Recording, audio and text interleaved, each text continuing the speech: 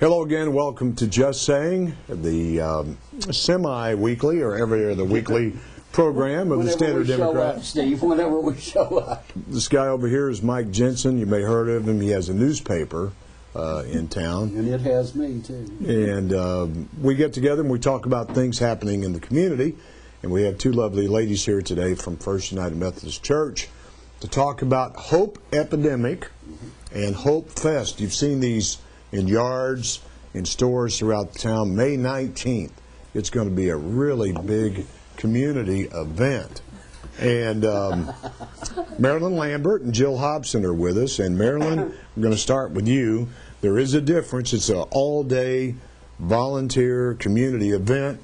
But we start with Hope Epidemic, then we have a Hope Fest. Let's talk about the morning of the 19th. What happens?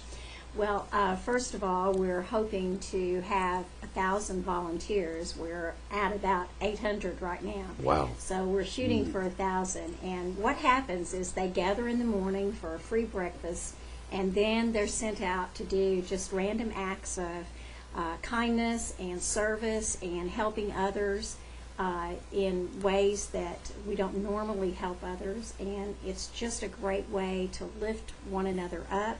Bring your friends, make a new friend, and just do some service for others. Yeah, so give us some examples of what you did last year when you had it during the morning hours. Okay. Well, we actually cleaned up some vacant lots to improve neighborhoods. Nice. We actually filled sandbags, and if you'll remember, that was the time of the flood, and helped bags sand to help some of our families in Morehouse. We actually helped and sent out money at the laundromats. Helped with their clothes and stuff. We went to nursing homes and visited and just various types of things. Cleaned at the YMCA. Yeah. Because of the flood, we had lots of opportunities for service. So, for instance, we were to take money and just give out rolls of coins at the laundromat, but what we ended up doing was helping people who came in with flooded laundry do their laundry, and those provided great opportunities to just talk and hear their stories and what they were enduring. I'm remembering the morning that we met, one family showed up just needing help. So one of the volunteers said, would 20 people be willing to drop what they were assigned to do and come be with this family? So that crew went to their home and pulled out all of their waterlogged furniture, clothing, wow. etc. So that's great. What a great opportunity to be of service. So this year you're going to have water hoses and tanks. Yes. I was actually very impressed that you all were able to schedule a flood last year just in time for the God does a lot of for cool the activity. things. Absolutely, absolutely. But there is an opportunity for people in our community who have a need to contact you and to say, I may need some help with some yard work. I'm elderly, or I'm disabled, or I'm just overwhelmed. Right. But if someone is in need of some special assistance that day, how can they make contact with the group? Well, there's a number that's on the sign-up forms, which we have. You can get those all around town or at the Methodist Church. But the number is 421-1824. You could also call the First United Methodist Church at 471-3283. You could turn in those requests. We'd be glad to help folks out. You know, the Hope Epidemic, where do the volunteers come from? Where do you get that many? Well, they just come from our community. It's anybody that wants to volunteer. All they have to do is call one of those numbers and sign up. Now, you got 800. What if you end up with 1,500? Then what do you do? Wonderful. That's great.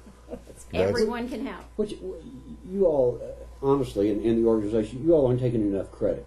Steve and I have worked for years and years and years, more than we care to talk about, in attracting volunteers for various things. Kenny Rogers CP Center we've worked on many times, United Way, you can go on and on. And we know firsthand how difficult it is to get people to volunteer their time. It's easier to get people to volunteer their money. I mean, it just is. I think maybe it's easier for all of us to write a check and then go feel on good about it. life. Yeah. But the aspect of getting people to take time out of their schedule on a beautiful Saturday afternoon to help others is just it's just phenomenal. I mean, it's overwhelming in those numbers. You all are the organizers are to be commended because it's no small task, obviously. And all the good work that's done, and the people feel good about it because it is a good thing to do that, to put yourself out there to try to help other people. And I know your pastor Jeff Posgate talks about For the One, and there's lots of ones in this instance. Lots of need out there that people, I can think of, elderly people that may need something done that day. They can call, right? Yes. Right. It may be someone that just needs to talk to somebody or find out about something. So I think it's fabulous, and it's a work of faith, isn't it? Well, I'm thinking about one member of our church last year who was kind of nominally involved, and at the spur of the moment, he got asked to pick up one of our speakers, to drive to St. Louis, to get him from the airport, bring him home. That ended up being a turning point for him. He was the same individual who rallied the people then on Saturday morning to go to this family's house. And he's a proponent. So what it takes is one person and then another who has a great experience. And after last year, I think it was easy to get people involved because we had the flood. Right. So when they participated and saw, man, what an impact I can have in just one day, I think that buzz goes on and on and on throughout the year, and then you've got a grassroots effort for your next year's and the point you make is that the people receiving the help obviously are grateful and appreciative. But there's also a great benefit to the volunteers. You bet. I mean, That's it goes both ways. And that essentially, Mike, is what Hope Fest is. Yes, that's and it. That starts at noon. Right. The volunteers will be able to go to Marketplace, Right. and they'll be served a free lunch. And the first 1,000 volunteers, I might add, will get a free T-shirt that morning. That's wonderful. When they sign up, and then we'll break out into teams for their service. After lunch, we will have various things available during Hope Fest. There will be health screenings for vision, hearing, dental, and we will have Haircuts. free haircuts. Free- Wow! I think they did something crazy like 500 last year. It was insane. it was impressive. Yeah. It was, but And I bet your hubby will be out there too, won't he? He will be doing vision screenings. Also, the first 1,000 people, families who show up for Hope Fest will get free groceries. So that's a reason to go. All the parking is going to be across Main Street at what was the old Big Lots parking lot. So that way, the whole parking lot at Marketplace is freed up to just bring your lawn chairs, listen to the entertainment, listen to Daryl Strawberry speak later that day. So we hope for a great Daryl Strawberry. Wow, I'm looking forward to that. I know he had his struggles, but obviously he's got a story to tell. Absolutely. And the corn guy, that was he was here last year, and for a lot of people, Mike, I don't know if you're a regular listener of Corn. no, but my son is. Your son is, yeah. Big fan. Right. Big fan. Yes. And they had a special service and 700-800 people there coming back with his band. What's his message? It's a message of hope, no matter how difficult your life can be and the things that you have to overcome. You still will find that hope in Jesus, and He is the one that allows you to have hope through any kind of circumstance in your life. And that's what we want to bring as the whole message for the whole day. Yeah, and that's interesting because if you look at Corn and their following and all the tattoos and the earrings and the body markings and all that, for Mike and I, we've thought about it, but we've never really done it. But you know, we have scar. But I mean, really, there are a lot of people that all those things appeal to, and they're people, and they're looking for hope. Yeah. And this guy has been through some things and can offer some hope through his music and his testimony. Daryl Strawberry's the one that excites me, though. Yeah. Because, I mean, for baseball fans, and if you live in Cardinal country, which we do, you're a baseball fan, and Daryl Strawberry was and remains just one of the best ones to ever play the game. And as Steve said, and he went through major adversity. He lost his career. He lost his life for all practical purposes. He really did. And to go from that low point, which must be the low point in his life, dominated by drugs and alcohol and terrible demons, to come back to this point. I mean, that alone, if you were doing nothing but bringing his message here that day, it would have to be a success. There's no question about it. But you put him in the mix of it, and which is really interesting. I've talked to a lot of baseball fans. I won't say they're active participants in church, but they're baseball fans who will come out to see Darryl Strawberry. And Yeah. by chance, some of the message may in fact rub off on them. And if that happens, then that's even an additional benefit. That's This- what happened. I'm sorry. No, go ahead. That's what happened with Corn in December. And Brad Aycock, who's the mastermind of this and last year's Hope Fest and Hope Epidemic, he very purposefully tried to get participants who would reach different audiences. So Darryl Strawberry is Oh, going to yeah. speak to those of us who were watching Cardinal baseball in the 80s. Yes. But the same thing happened, what you just described, when Corn came in December. He brought a following of folks who would not have entered a church otherwise. No. But when they hear him talk, what he's been through, and that he's decided that his answer for all of it is Christ, we've got a whole new group of people coming to our church now because of his testimony. Yeah, it's very interesting to me that Hope Epidemic, is that a United Methodist Church initiative? Is that, or is that, where did it originate? That's ours. That's okay. That's First United. That's First United Methodist Methodist Church. So that's really interesting to me that you would get this kind of support from people, and obviously after they experienced it last year, everybody talked about it. This year is going to be great. How did it get to this point? How did all this happen?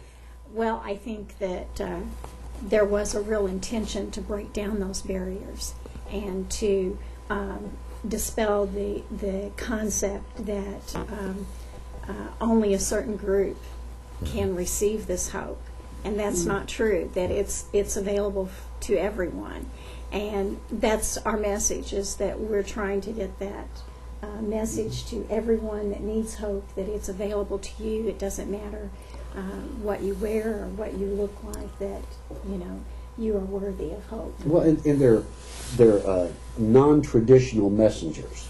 Yes. But the message is what's important. Right. The It delivery is. system is secondary, but it's unique in that they will bring a different audience, a different age group, just a completely different mix, and that exposure to this larger issue is, I mean, that's great value to our community, for one thing. But I get back to the central thing that I said from the very beginning. I am impressed, overwhelmed, and envious of the amount of volunteers that you were able to mobilize in a relatively short period of time for this purpose. I mean, it's just impressive as can be. Let's hope that rubs off on the rest of the community, quite frankly. And So too. two, you have an opportunity, if you have to work that day, you can come for the morning, or you can come for the afternoon, or you can just come, right? That's Right. exactly And you'll be right. going until the early evening, To about 6 p.m. Right. about 6 p.m. And so tell us again, before we go off, someone's watching this and they go, by golly, I want to get involved. Tell us again what you do. You can call the church number at 471-3283 and say, I want to volunteer, I want to sign up, I want to be a part of Hope Epidemic. And you can just come to Hope Fest beginning at noon there at the marketplace on South Main. And You can register online, thefunchurch.org or hopeepidemic.org, and you'll see a very specific listing of areas in which you might serve.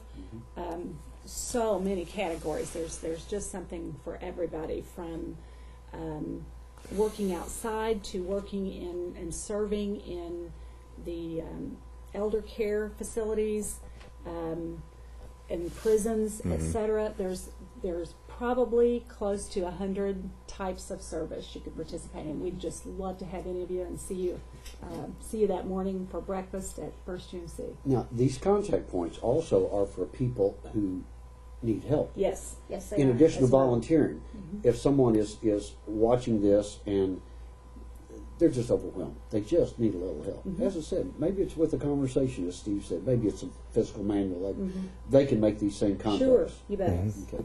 You bet. And someone And I might say- want to write a check to support it. Absolutely. You know, they can't physically help, but they would want to do that. That'd be great. Yeah. There are a lot of points of entry, just as there are a lot of points of entry into the church. That's right. And this, let's hope this becomes a greater lesson for our entire community. We hope so. Yeah. We thank you all for joining us today. Thanks for having us. But more importantly, we thank you for the commitment and the sacrifice you're making for our community, because it's going to help, and you all are to be commended, and the hundreds of volunteers are to be commended. But we do thank you for joining us. We thank you for joining us, and Steve and I will be back here shortly.